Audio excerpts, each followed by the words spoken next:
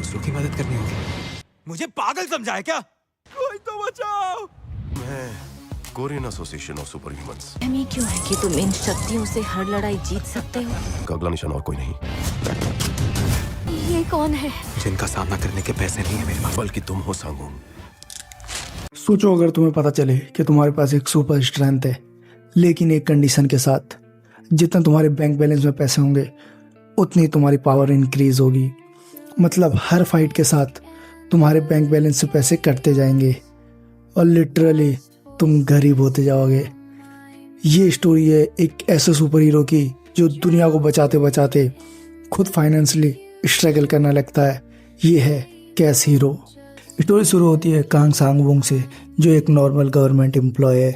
उसकी life simple है, थोड़ी बोरिंग भी, ना कोई बड़ा सपना ना कोई फ्लैशी पर्सनैलिटी। बस वो अपना काम करता है और क्विटली लाइफ जीता है। लेकिन एक दिन उसे रियलाइज़ होता है कि उसके पास एबनॉर्मल स्ट्रेंथ है। पहले उसे लगता है शायद कोइंसिडेंस है, पर धीरे धीरे उसे समझ आता है कि यह कोई नॉर्मल बात नहीं है। अब आता है मेन ट्विस्ट।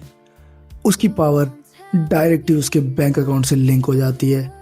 मतलब अगर उसके अकाउंट में 10 लाख वोन है तो वो बहुत पावरफुल है, पर हर फाइट में उसके पैसे कम होते जाते हैं। मतलब उसकी पावर उसकी सेविंग्स खा जाती है। एक तरीके से तुम ये कह सकते हो कि ये दुनिया का सबसे महंगा सुपर हीरो है।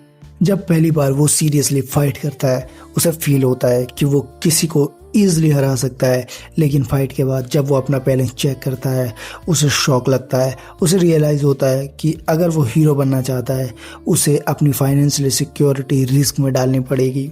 अब असली कॉन्फ्लिक्ट यहाँ स्टार्ट होता है। एक तरफ होती है उसकी नॉर्मल लाइफ, सेविंग्स और फैमिली विद फ्यूचर सिक्योर, और दूसरी तरफ होती है उसके पास रिस्पॉन्सिबिलिटी, मतलब लोगों को बचाना। और लिटरली जैसे वो किसी भी लोग को सेव करता है या किसी की हेल्प करता है तो वो फाइनेंशियली एकदम वीक हो जाता है। जब डेंजरस विलन्स एंटर करते हैं सिचुएशन और भी सीरियस हो जाती है।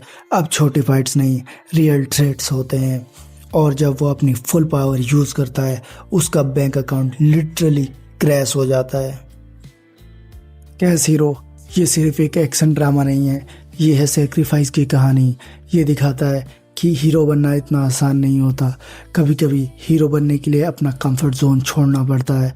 वो चाहता तो इग्नोर कर सकता था अपनी सुपर पावर को, लेकिन उसने रिस्पॉन्सिबिलिटी चुनी। हर फाइट्स के बाद उसका बैलेंस कम होता गया, लेकिन उसकी रिस्पेक्ट और करेज बढ़ता गया। कैस हीरो हमें एक मैसेज देता है कि रियल हीरो वो नहीं जो पावरफुल हो, रियल हीरो वो है जो सेक्रीफाइस करे। अगर आप बताओ, अगर आपका सुपर पावर आपके बैंक से लिंक्ड होता तो आप कितना सेक्रीफाइस करते? कमेंट में बताओ।